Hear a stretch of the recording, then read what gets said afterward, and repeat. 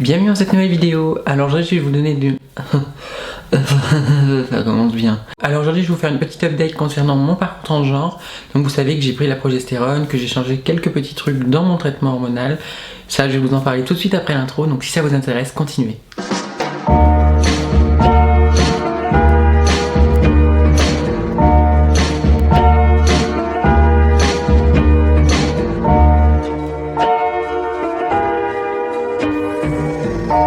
Donc vous êtes au courant que j'ai pris la progestérone pour baisser ma testo. Donc mon taux de testostérone a bien baissé, il n'est pas à 0, il est à presque 1 mais pas totalement, je crois qu'il est à 0 et je sais pas.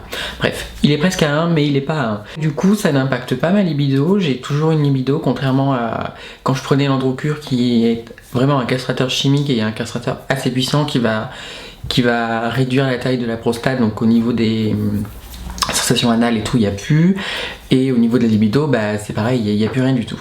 Donc j'ai pris la progestérone également parce qu'elle contrebalance les effets négatifs que les estrogènes pouvaient apporter, mais aussi pour garder ma libido et pouvoir être épanouie. Voilà. Bon, je vous dis ça sans langue de bois, enfin j'ai rien à vous cacher, hein, je vais être honnête, et c'est la raison la première pour laquelle je ne voulais pas Androcur.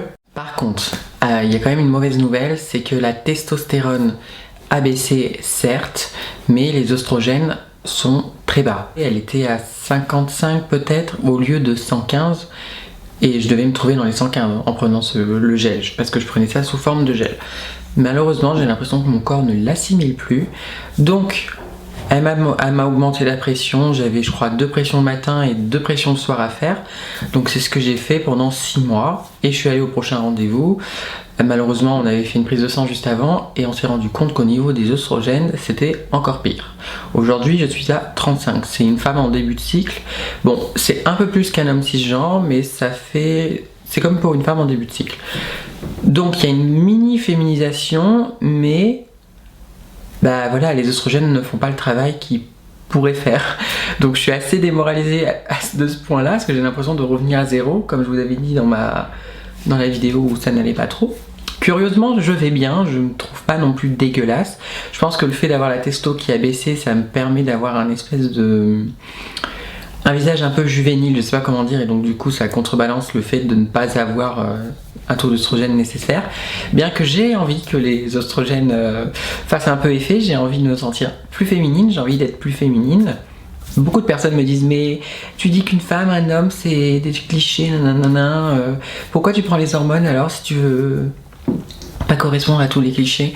Bah écoutez, moi je veux être dans la société perçue comme une femme et c'est le meilleur moyen que j'ai trouvé pour l'être. Et aussi je ne veux pas être hypocrite, j'aime ça, j'adore ça, la féminité, ce qu'on appelle féminité aujourd'hui dans la société, il y a beaucoup de choses qui me plaisent. Donc voilà, je ne les suis pas toutes, mais j'en suis beaucoup. Alors, je sais plus ce que j'étais en train de dire. Ah oui, du coup on a changé, je ne prends plus le gel, je prends ça sous forme de comprimé. Alors je sais que le comprimé ça peut porter sur le foie parce que le foie doit faire un petit travail avant de pouvoir les emporter dans le corps. Sauf que j'ai peur aussi parce que je connais une fille trans qui m'a dit qu'elle prenait les comprimés pendant... Ça faisait plusieurs années qu'elle prenait les comprimés et elle s'est rendue compte avec son endoc que non, il n'y a pas d'effet. En fait, son corps n'assimilait pas les comprimés non plus. Alors du coup, je me dis, bon, j'assimile pas le gel, on va essayer les comprimés, mais alors j'espère que mon corps va assimiler les comprimés. Parce que là, je prends les comprimés jusqu'au mois de septembre, je la revois au mois de septembre. On va voir ce que les résultats de la prise de sang disent, mais j'espère vraiment que mon corps va l'accepter. Donc voilà, c'est tout ce que j'ai à dire concernant ma petite update en fait en ce moment. Donc ma testo a bien baissé grâce à la progestérone, donc oui, je vous le confirme, en tout cas sur moi, la progestérone a baissé le taux de testo, mais pas complètement, et ça c'est cool parce que ça me permet de garder une libido et prendre du plaisir. Ensuite, au niveau des oestrogènes, et ben voilà, il faut attendre.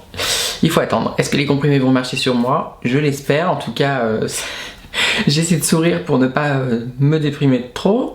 Mais voilà, en gros, je vous donnerai des nouvelles concernant ça et voilà, j'ai hâte de voir, j'ai hâte.